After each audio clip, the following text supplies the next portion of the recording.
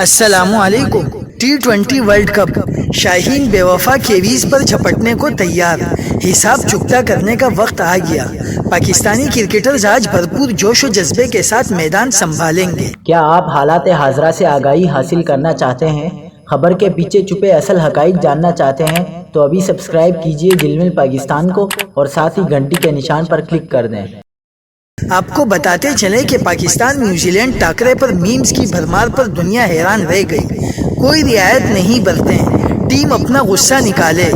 New Zealand کے خلاف رمیز راجہ کے بیان کی گونج۔ پاکستان کا دورہ منسوخ کرنے پر chairman P C B Ramiz Raja نے کہا تھا کہ کوئی رعایت نہیں برتیں گے، پاکستان کی کرکٹ ٹیم اپنا غصہ نکالے۔